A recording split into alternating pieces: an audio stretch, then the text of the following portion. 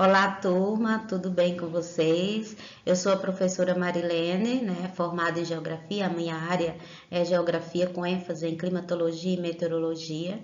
E eu quero falar um pouco para vocês sobre a preparação do Enem, que está aí já na sua porta, Então, galera, vocês têm consciência que para que consiga tirar uma boa nota do Enem, você tem que se preparar o tempo todo, O ano todo se preparando, o ensino médio tentando estudar um pouco mais para que você chegue a esse momento e consiga entrar na faculdade do seu sonho. Mas, se por acaso você começou a se preparar esse ano, ainda há tempo, de você conseguir uma boa nota. Então, pensando nisso, eu vou falar para vocês aqui algumas dicas, alguns macetes, sobre o exame que está prestes a acontecer, para que você se saia bem, para que você tenha um bom desempenho durante a sua avaliação, Então, vamos lá tirar uma nota boa e entrar na faculdade dos seus sonhos, ok? Então, vamos entender aí a prova do Enem. Então, nós sabemos que a prova do Enem, as questões são de múltiplas escolhas, então você tem uma opção correta, E geralmente os enunciados das questões vêm acompanhado de um texto grande. E qual que é a função desse texto? Contextualizar o assunto antes de você responder a questão. Então você precisa fazer a leitura desse texto, compreender esse texto, saber o que realmente a questão está solicitando. E muitas vezes, galera, dentro do próprio texto, que está ali contextualizando o assunto, você encontra a sua resposta, ok? E como que você pode aí treinar para ir se acostumando com esse tipo de questão, Voltada aí para o Enem ou para alguns vestibulares, quem for aí fazer o vestibular. O treinamento é simples, Você pode treinar através de provas, através de simulado, através de desafios, Onde que eu busco isso, gente? Pode buscar nas redes sociais e tentar resolver essas provas, esses simulados, esses desafios de estudantes ou de professores que já realizaram o Enem, uma vez que eles têm experiência, e podem dar mais macetes para vocês. Então, simulados, provas, desafios de Enems já realizados anteriormente, porque aí a primeira parte é entender como funciona as questões do Enem, para que você comece a se acostumar com esse tipo de questão, para que você consiga tirar uma boa nota, ok? Então, a primeira dica aí é você entender a sua prova. E como que eu posso entender? Treinando através de provas, simulados, desafios, no caso aqui de geografia, para que você consiga compreender bem a questão e assim acertar, ok? Vamos para mais outra? Então, turma, agora você já está com o seu caderno do Enem, E chegamos aí na parte interdisciplinar, de conhecimentos gerais, onde possivelmente tenha questões de geografia. Então, o que é que você vai fazer? Analisar primeiro a pergunta, Então, você lê o enunciado da questão, veja do que se trata, qual que é o assunto principal do texto. Em seguida, veja o que a questão está solicitando. Se é para marcar a correta, todas estão corretas, exceto, então significa que tem uma opção errada. Então, primeiro você faz a análise da pergunta e posteriormente veja o que a questão está solicitando, para em seguida você escolher as opções, Então, a segunda parte aí é fazer a análise da pergunta, ok? E outra questão importante, gente, esses textos que geralmente vêm na avaliação, que serve para contextualizar o assunto, eles estão ali porque eles têm alguma importância, né? Esses textos, eles não podem, não devem ser ignorados. Se eles estão na prova, é porque tem alguma utilidade, ok? Um outro ponto, galera, é ter muita calma no momento aí de fazer a leitura das questões. Porque muitas vezes o tamanho do texto, do enunciado e o tamanho da prova geralmente deixa o aluno, o estudante, durante a avaliação, muito nervoso. E esse comportamento, esse nervosismo, acaba prejudicando o desempenho do aluno durante a prova. Às vezes o aluno até sabe, né, da questão, do assunto, porém ele fica tão nervoso que não faz a leitura direito com calma, né, e acaba deixando passar despercebido alguma questão. Então, o que você tem que fazer, né? Ler a questão com bastante calma, respirar fundo, né? Para que você consiga ler todas as questões, todas as sentenças, garantir aí a compreensão do texto. Então, se você tem calma, também não adianta pressa, gente. A pressa é inimiga da perfeição, né? Então, você tem que ter muita calma, né?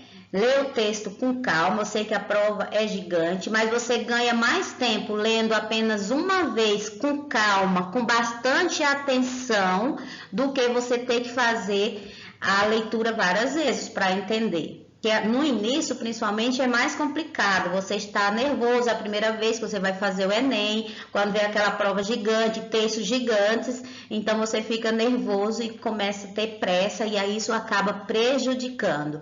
Então aí tenha calma, respire fundo, leia a questão de uma vez, mas com muita calma, prestando bastante atenção no texto, no assunto que você está lendo.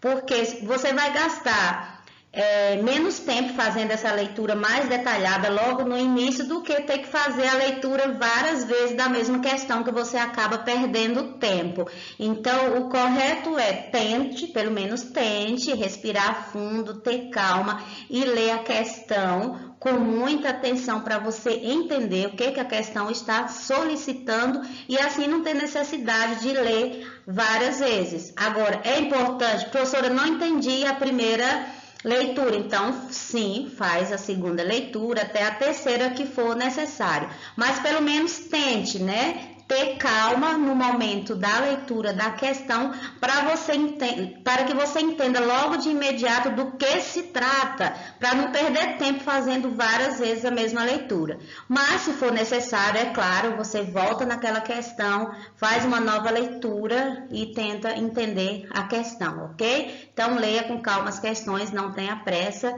né, para que você consiga entender bem a questão e assim encontrar a sua opção. Então, turma, uma outra questão importante é que no ato da sua leitura, né, da pergunta do enunciado, você sublinhar as palavras-chave. Então, você vai sublinhando as palavras-chave que podem ser referente aí ao processo de urbanização, ou será globalização, ou é um assunto relacionado à cartografia, geopolíticas, problemas ambientais, né, que são assuntos que costumam cair na área de geografia, né, nessas disciplinas, nessas questões interdisciplinares. Então, à medida que você vai sublinhando essas palavras-chave, pode ser que você consiga aí ativar a sua memória, né, e assim lembrar de alguns conceitos que estão relacionados ao assunto da questão, para que você consiga aí responder, né, a sua questão com êxito, tá bom? Então, separe as palavras-chave, né, no enunciado da questão,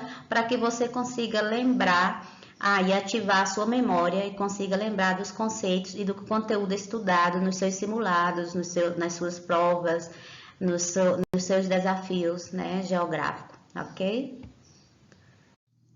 Então, turma, agora você já fez a leitura do enunciado da questão, já sublinhou, já entendeu de que se trata o assunto, qual que é o conteúdo.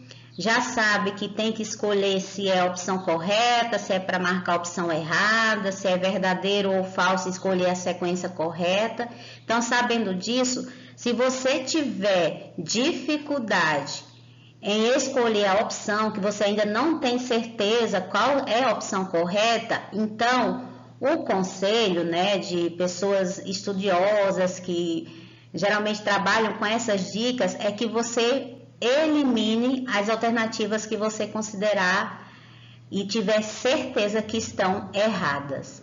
Porque nós temos 5 alternativas, né? A, B, C, D e E. E apenas uma alternativa estará correta. Então, você vai eliminando aquelas alternativas que você tem certeza que não é aquela, que está errada, que não tem nada a ver com o que a questão está solicitando. Eliminou, né, essas possíveis alternativas erradas, isso vai te ajudar, né, o que sobrou, a visualizar melhor a opção que será a correta, né?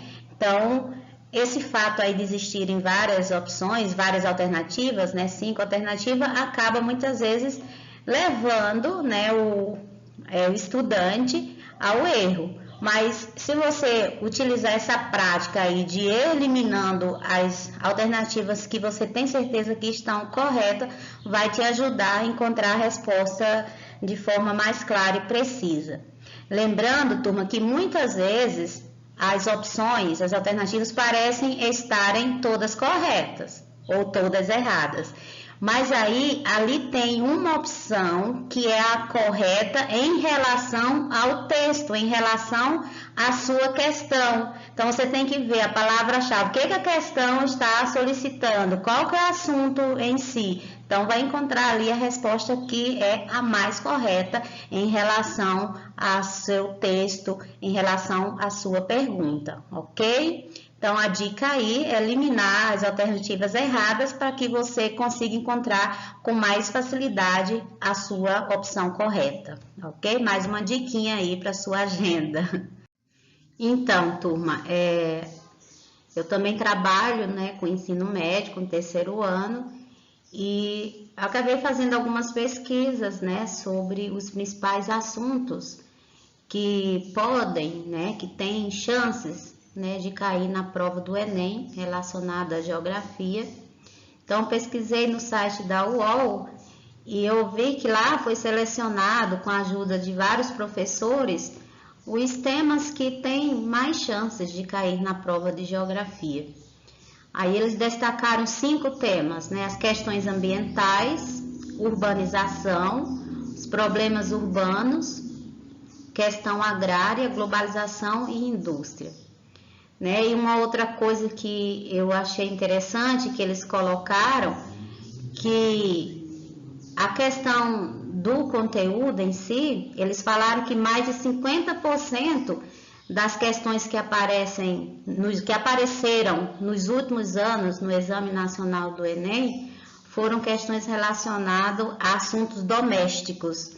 Quer dizer, a prioridade do estudo é o Brasil, né? Então, vamos estudar, tipo, questão agrária, mais no Brasil, a indústria, mais no Brasil, né? Urbanização, problemas urbanos no Brasil. Vocês entendem? Isso aí foi a pesquisa da UOL, onde eles falaram que mais de 50% dos assuntos nos últimos anos, tá, galera?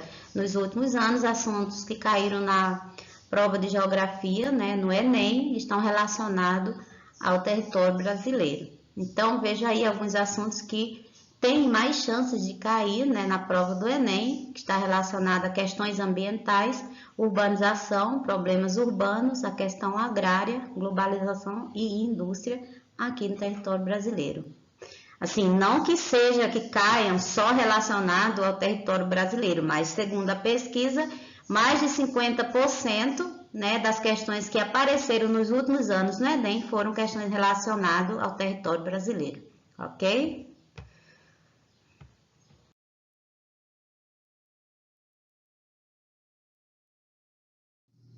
Então, turma, pensando no que eu já falei para vocês lá no início, a professora Vera Lúcia Antunes, que é a coordenadora do Objetivo, ela faz a mesma análise do que eu já fiz inicialmente, né? Ela fala sobre a importância de você se concentrar, né, na leitura do texto da questão, no enunciado da questão. E ela afirma que muitas vezes, né, todas as alternativas parecem ter uma aparência de estarem corretas, só que só uma responde o que a questão está solicitando. E ela também aponta que dentro da geografia, quando fala da questão ambiental, por exemplo, muitas vezes aparece o mapa do relevo do Brasil, mas não é que você tenha que decorar, né, o mapa do relevo do Brasil, você tem que compreender, sabe?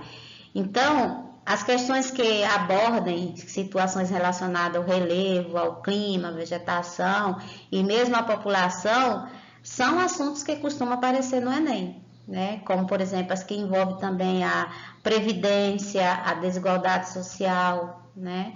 Então, andei fazendo novas pesquisas e encontrei, né, esse relato da professora Vera Lúcia Antunes, que faz esse levantamento também, né? Que no ato pode cair aí questão do relevo do Brasil, do clima, da vegetação, da população, mas não que você tenha que decorar, você tem que entender, compreender, porque as questões do Enem são bem complexas. Muitas vezes você não sabe se a questão é de fato geografia, história, sociologia, mas essa é a ideia mesmo do Enem, sabe?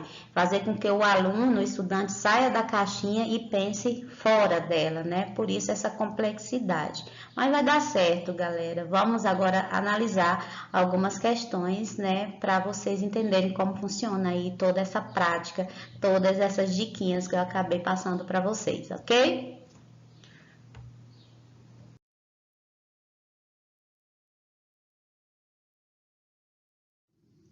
Então, galera, vamos analisar essa questão que foi retirada do Enem 2016. Eu acho que é uma questão bastante interessante. Então, primeiro vamos comentar aqui a fonte, né, do Pádua, um sopro de destruição, pensamento político e crítica ambiental no Brasil escravista, 1786-1888. Então, vamos fazer a leitura, né, do enunciado. A linhagem dos primeiros críticos ambientais brasileiros não praticou o elogio laudatório da beleza e da grandeza do meio natural brasileiro. O meio natural foi elogiado por sua riqueza e potencial econômico, sendo sua destruição interpretada como um signo de atraso, ignorância e falta de cuidado. Então, analisando aqui o enunciado, galera, quais as palavras-chave que a gente pode encontrar nesse texto?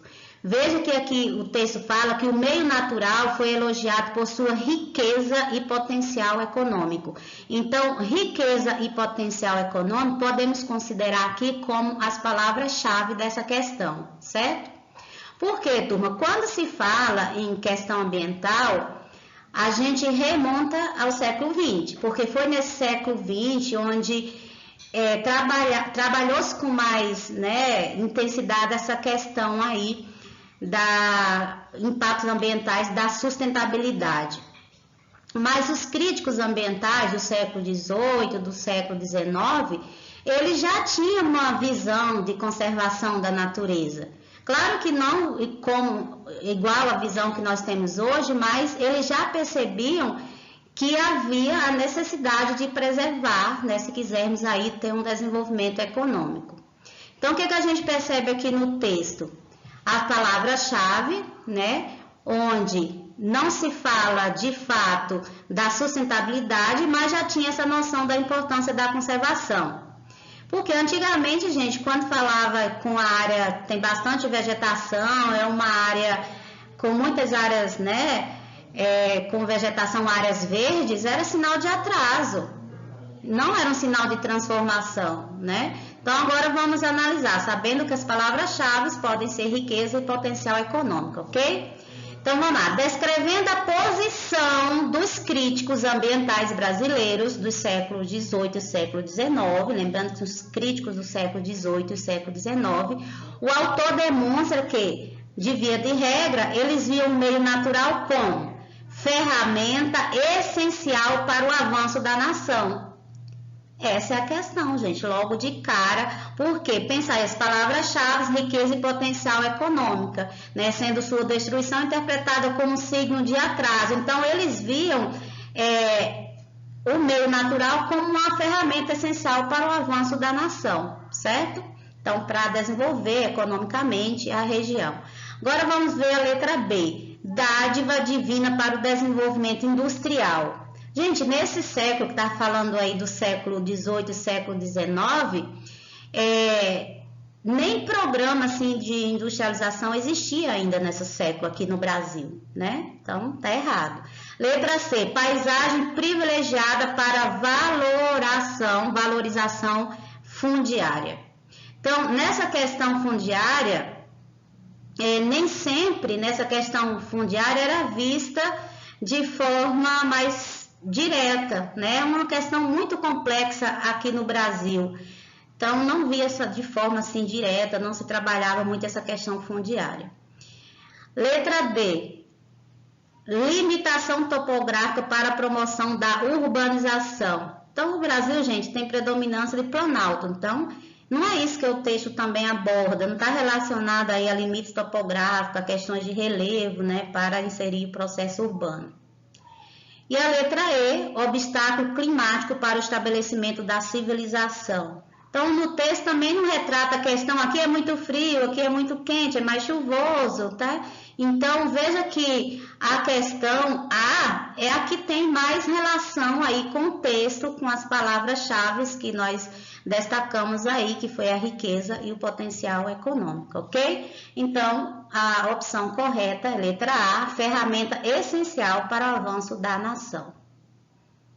Uma questão retirada do Enem de 2015, veja que o autor da questão, né, é o Caetano, fala sobre o valor de cada gota, globo rural. Então, veja que tem relação aqui com a produção e, ao mesmo tempo, com o processo de globalização, haja vista que o enunciado da questão fala de tecnologia aplicada no meio de produção. Então, vamos lá. Tanto potencial poderia ter ficado pelo caminho se não fosse o reforço em tecnologia que um gaúcho buscou. Há pouco mais de 8 anos, ele usava o bico da botina para cavucar a terra e descobrir o nível de umidade do solo na tentativa de saber o momento ideal para acionar os pivôs de irrigação. Então, veja que quando não tinha tecnologia, né, ele usava o bico da botina para escavar a terra e perceber, né, se a terra está úmida ou não, para assim colocar o pivô de irrigação. Até que conheceu uma estação meteorológica, olha gente, a tecnologia aplicada aí no meio, faz parte de quê? Da globalização. Até que conheceu uma estação meteorológica que, instalada na propriedade, ajuda a determinar a quantidade de água de que a planta necessita. Assim, quando inicia um plantio, o agricultor já entra no site do sistema, já está cadastrado, né? Que é o cadastro rural, por exemplo, o CA, onde tem todas as informações da sua propriedade. Então, o agricultor já entra no site do sistema e cadastra a área, o pivô, a cultura, o sistema de plantio, o espaçamento entre linhas e o número de plantas, para então receber recomendações diretamente dos técnicos da universidade. Então, vamos tirar as informações importantes, que seriam aí as palavras-chave. Então, nós sabemos aí que tem um reforço aí em tecnologia, né? Então, seria uma palavra-chave, tecnologia aplicada no meio. E qual que seria essa tecnologia? A estação meteorológica que foi instalada, né, na sua área, na sua propriedade, para quê? Para determinar a quantidade de água que a planta necessita. E com isso, gente, ele teve que se cadastrar, né, no caso, Cadastro Ambiental Rural, onde ele vai colocar todos os seus dados, pivô, área de cultura, sistema de plantio. Então, veja aí que nós temos tecnologia como palavra-chave, estação meteorológica como palavra-chave, que foi instalada na propriedade. Para quê? Para que serve uma estação meteorológica? Para monitorar. Então, qual que é a resposta? Letra A. Então, gente, você veja que o texto, ele mostra como os dados mais precisos podem gerar medidas mais eficazes e com menos perdas, né? Como, por exemplo, a instalação aí de alguma estação para monitorar o meio ambiente, para saber quando há necessidade ou não de intervir no meio, no processo, no caso, no processo agrícola. E vai permitir que o dono da terra ele possa monitorar suas atividades, para isso gerar mais produção. Então, letra A, que é a opção correta. Agora, vamos ver as outras opções? Então, turma, como eu falei, né, a implementação da tecnologia, que seria essa estação meteorológica, né, instalada na propriedade, que é uma das palavras-chave, vai garantir o quê? O avanço do processo de monitoramento da produção.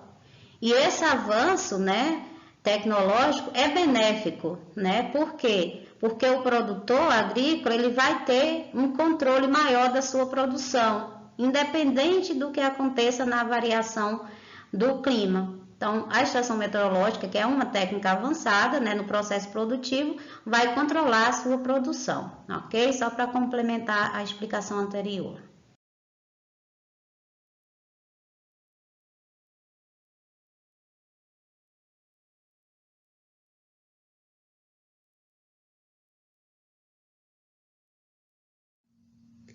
E aí, galera, vamos para essa questão. Você percebe que nós temos aqui questões geográficas e também questões cartográficas, né, de cartografia.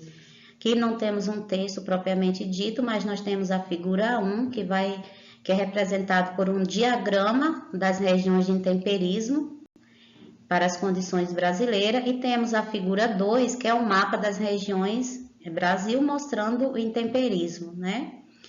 E esse mapa produzido foi baseado no diagrama da figura 1.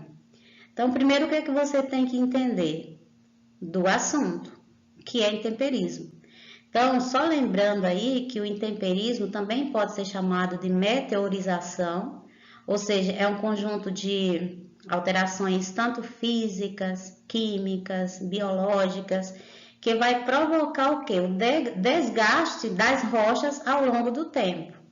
Então, esse desgaste que ocorre nas rochas ao longo do tempo vai depender de principais fatores, que é os fatores físicos, químicos e biológicos. Aí aqui o diagrama mostra aqui ó, a precipitação e a relação com a temperatura, precipitação e temperatura e sua relação com os graus do intemperismo. Por exemplo, gente, do intemperismo, as rochas que são atingidas pelas ondas do mar vão transformar aí gradativamente em areias da praia, né? Que vai ocorrer um desgaste e formar aí sedimentos, ok? Então vamos lá para a figura 1. Veja que nós temos aqui a precipitação média anual, que vai de 0 a 2.800 milímetros de chuva, e a temperatura de 0 a 35. Analisando esse diagrama, nós temos aqui o número 1, que é o temperismo muito fraco. Veja que na região onde ocorre um temperismo muito fraco, a precipitação é baixa, que vai de 0 a 500 milímetros, qualquer região brasileira, e o tipo de clima que apresenta essa precipitação baixa e alta temperatura. Então, vamos pensando, veja que é muito fraco. No número 2, é fraco, é uma região onde apresenta a chuva entre 500 a 1.700 milímetros de chuva anual, né? Mas a temperatura é baixa, então é uma região que apresenta temperaturas baixa e chuva, né? Nesse intervalo de 500 a 1.700 milímetros de chuva anual. Nessa região apresenta o intemperismo fraco. Temos o número 3, que é moderado, é uma região que também se encontra aí com essa precipitação entre 500 a 1.700, com temperatura, né, um pouco mais elevada, de 5 a 35 graus, né, em média. E nós temos aí o número 4, que o intemperismo é forte, é uma área onde você percebe que chove bastante, né, entre 1.200 a 2.800 milímetros, porém é uma região bastante quente, basicamente chove o ano inteiro, mas é também quente o ano inteiro. Agora vamos comparar aqui com a figura 2. Veja que o mapa das regiões do intemperismo estão relacionados ao diagrama. Essa parte escura, número 4, intemperismo forte, certo? O número 3, intemperismo moderado. Qual que é a região aqui? 3, ó. Aqui a região 4 pega quase toda a região norte do país, um pouco da central, né? Então, pensa aí nas características climáticas dessas regiões. O 3, né, o moderado. O 2 seria fraco e o 1, muito fraco. Então, qual que é a região brasileira e qual clima, né, predomina essa área aqui que apresenta o intemperismo fraco? Lembra que o intemperismo é um conjunto de processos químicos, físicos e biológicos. Pode ocorrer através da força da água, do vento, né, do calor, do frio. Então, essa região aqui brasileira, número 1, apresenta que tipo climático? Então, vamos lá para a questão. Então, de acordo com as figuras, a intensidade de intemperismo de grau muito fraco, que é o número 1, é característico de qual tipo climático? Então, veja que você relacionou a precipitação, temperatura com o grau de intemperismo, comparando com as regiões brasileiras. Essa região aqui, número 1, que apresenta intemperismo muito fraco, é a região Nordeste, né? Parte da região Nordeste, que apresenta que tipo de clima? Clima semiárido. Portanto, letra D. Ok? Beleza? É o clima semiárido, gente, que apresenta as características que estão descritas aí no diagrama, né, da questão. Porque o clima semiárido, ele apresenta alta temperatura, como você pode ver no diagrama, baixa umidade, veja que chove pouco, né, ao longo do ano, tem um longo período de estiagem, com chuvas escassas e mal distribuída. Então, o clima semiárido é o mais quente, né, presente aí em grande parte da região Nordeste. Então, se chove pouco, se a chuva é mal distribuída, então o processo de intemperismo também é muito fraco. Em comparação com as outras opções, o clima tropical, né, que tem característica aí de ser quente e úmido, e nós podemos citar aqui a nossa região tropical semi-úmido, que tem um verão chuvoso, inverno seco. Aí nós temos o litorâneo, próximo aqui, ó, a região, toda essa região nordeste, parte sudeste e sul do país, que é uma região que chove bem. Então, com isso, nós temos aí uma intensificação maior do intemperismo. O equatorial, próximo à linha do Equador, onde chove o ano inteiro, as chuvas estão bem distribuídas e alta temperatura, e o subtropical, que concentra aqui na região sul do país, que é uma região que chove bastante, né, que é úmida, temperatura baixa. Então, com isso também nós temos aí um certo grau de intemperismo. Então, realmente a resposta é letra D, clima semiárido, onde apresenta altas temperaturas, baixa umidade, longos períodos de estiagem e chuvas escassas e mal distribuídas o ano inteiro. Com isso, o processo de intemperismo nessa região é muito fraco. Então, pessoal, muito grata, né, pela participação, pela paciência. Eu espero que de alguma forma eu possa ter contribuído, né, para o conhecimento de vocês com essas dicas.